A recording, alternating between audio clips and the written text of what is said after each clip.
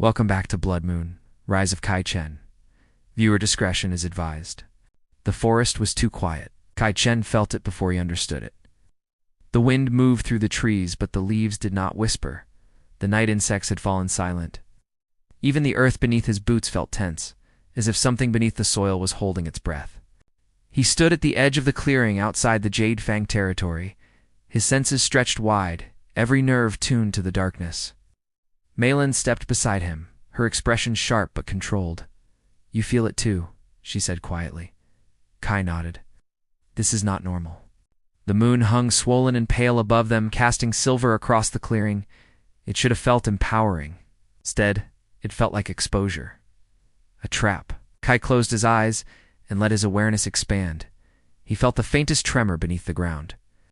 Not natural, rhythmic, mechanical. His eyes snapped open.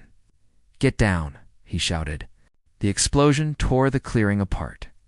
The earth erupted in a violent wave of fire and dirt, and the shock wave hurled Kai backward through the air. He twisted mid-flight and crashed into a tree trunk hard enough to split bark. Pain flared across his ribs. Before he could rise, the night lit up with cold white beams cutting through the smoke. Ultraviolet floodlights. Hunters stepped from the tree line in disciplined formation. They wore reinforced tactical armor layered with silver mesh and carried rifles fitted with glowing canisters along the barrels. One of them spoke through a voice amplifier. "Chen, half-blood anomaly. Stand down and submit." Kai rose slowly from the shattered trunk, smoke curling around him. "Submit." The words stirred something dark in his chest. Mei Lin shifted beside him, already transforming. Her bones lengthened and reshaped, fur erupting across her skin as her claws carved into the dirt. The first volley came without warning. Silver-tipped rounds tore through the clearing, shredding bark and sending splinters flying. One bullet ripped across Kai's shoulder, burning like acid as it tore flesh. He staggered but did not fall. The pain was sharper than before, stronger. They had upgraded. "They are adapting," Mei Lin growled as she lunged into motion. Kai moved with her. He blurred forward, zigzagging through the clearing as more rounds chased him. The ultraviolet lights burned against his skin, slowing his regeneration. A hunter rushed him with a silver blade crackling with electricity. Kai caught the man's wrist mid-swing and twisted. He felt cartilage grind and bone fracture beneath his grip. The blade fell from numb fingers. Kai drove his knee into the hunter's chest, feeling ribs collapse inward before he hurled the body into another advancing soldier. But the hunters were disciplined. They adjusted formation instantly. Two launched weighted nets, woven with thin silver wire. The mesh struck Kai mid-stride and wrapped tight, the metal burning into his skin. He roared as the silver seared through him, smoke rising from contact points. The nets tightened. A third hunter stepped forward with a spear tipped in carved runic symbols. "This is your end," the hunter said calmly. Kai struggled, muscles straining against the silver threads cutting into his flesh. The more he fought, the deeper they sliced. For the first time since his awakening, fear flickered in him. Not fear of death, but the fear of failure. The spear came down. Time slowed, and something inside him answered. It was not the wild surge of rage he had felt before. It was older, deeper. The world around him shifted. The silver burning into his skin did not fade, but his awareness expanded beyond it. He felt the memory in his blood. Not his own memory.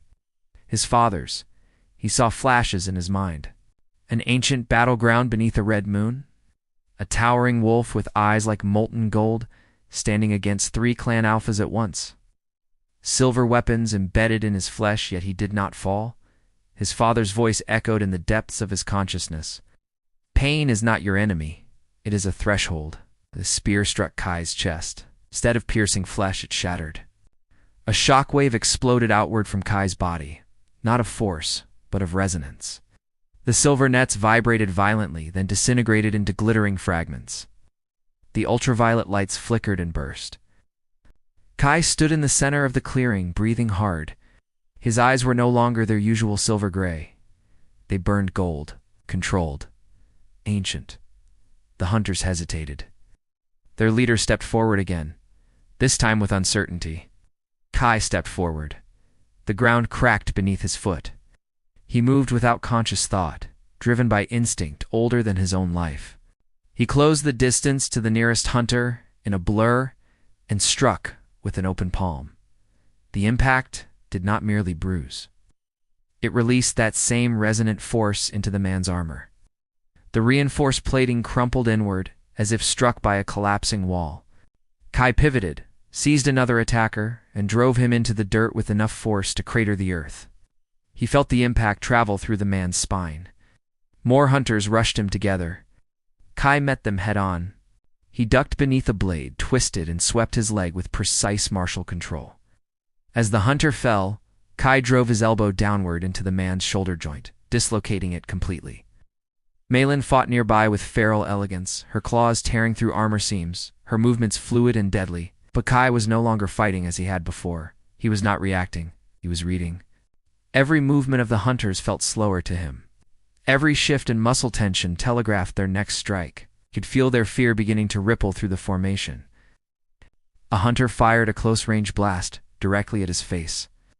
Kai caught the rifle barrel and squeezed. The reinforced metal bent like softened clay in his grip. He ripped it free and used the weapon itself as a staff, sweeping 3 hunters off their feet before snapping it in half. The leader retreated to steps.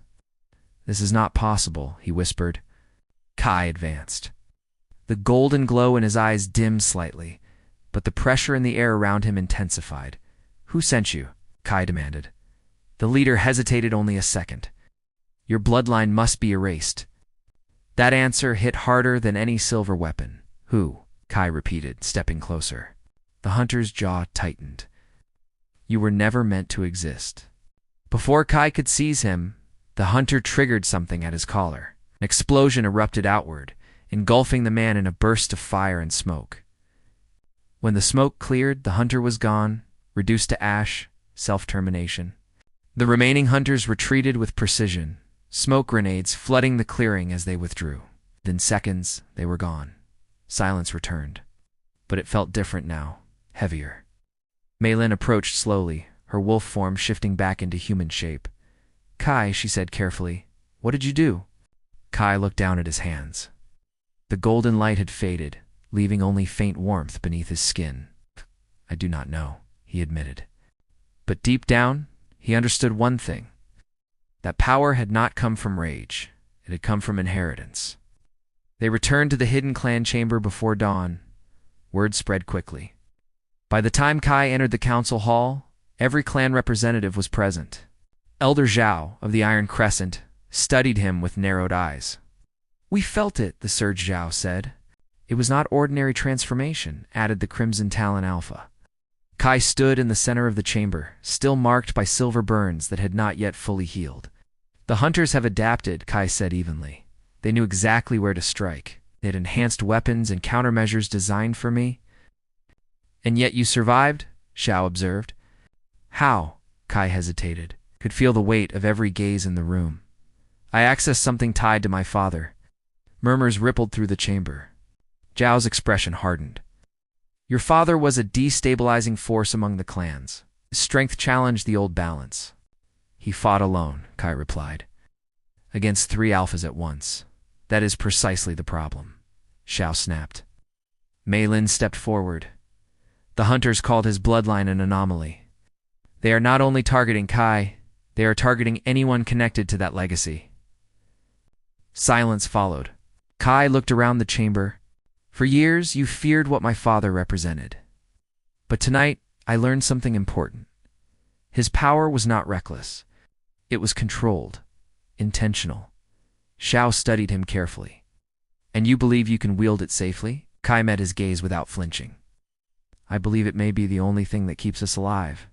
The chamber grew still. For the first time, the clan leaders did not see a half-breed standing before them. They saw a potential weapon. And that realization was both powerful and dangerous. Later, alone beneath the moon, Kai stood at the edge of the mountain, overlooking the city lights below. He closed his eyes and reached inward. He could still feel the echo of that golden force. It was not something he could summon easily, but it was there, waiting. He whispered into the night, "Father, what were you trying to protect?" The wind answered softly, carrying no words. But for the first time since his awakening, Kai did not feel alone inside his own skin. The prophecy was shifting, not uniting the clans, not destroying them, something else, something deeper. And somewhere in the darkness beyond the mountains, unseen eyes watched and prepared. Thanks for watching, like, share, and subscribe.